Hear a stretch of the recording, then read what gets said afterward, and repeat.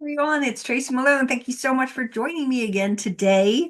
Today, my topic is on divorce and divorcing a narcissist, and a topic that comes up, or at least clients ask me about it all the time when they are given what is called interrogatories.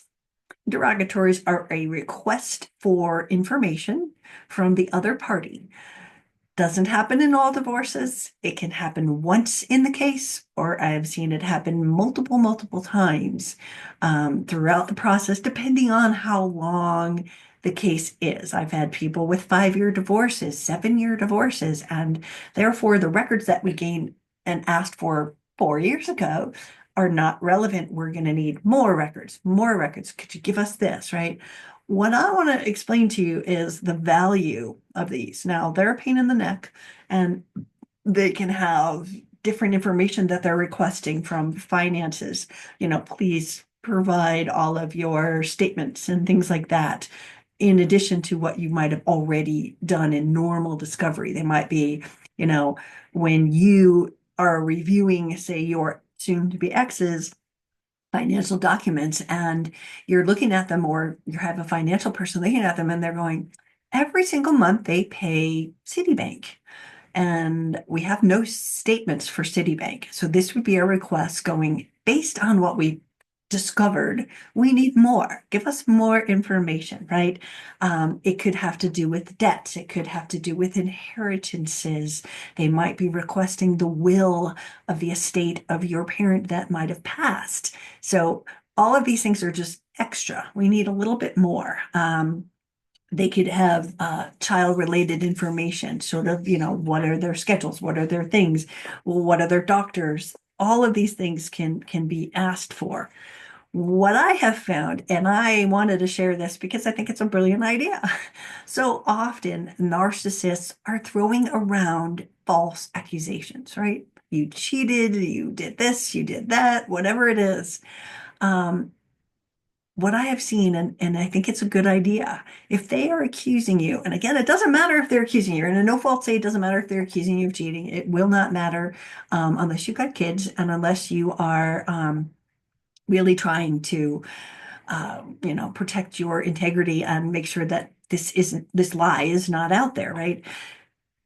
What you can do if they're accusing you of cheating is please provide us any evidence that you have, any receipts, any photographs, anything that you have to, validate your claim that my client has had been having an affair, right?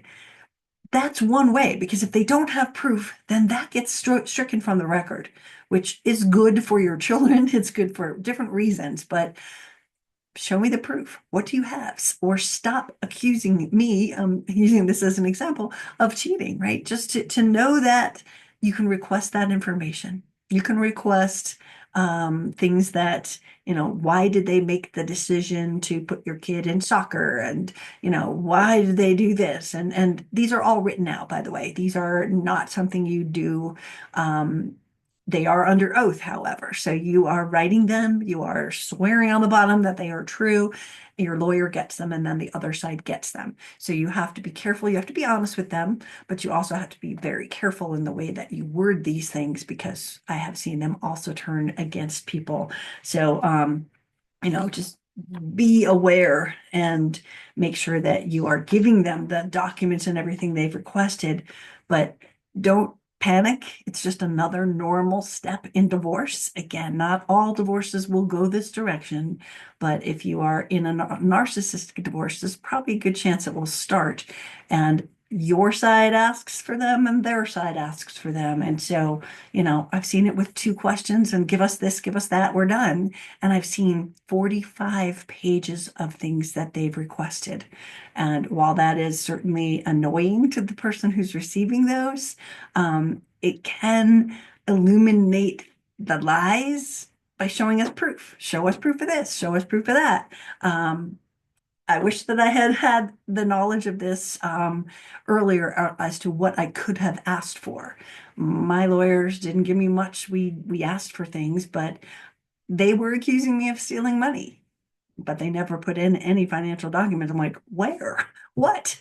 we should have requested that. And that would have saved me from having to go back to an entire trial to defend that I didn't steal any money. So you're accusing me of this? What proof do you have? Show us now, because this is a bearing on the marriage and on the divorce. So use it to your own needs, but do not underestimate the power of them, that you can request from your narcissist and get more information, clear the slate, so to speak, with interrogatories. This is Tracy Malone. I hope this video helped. I look forward to seeing you again next time, and thank you so much.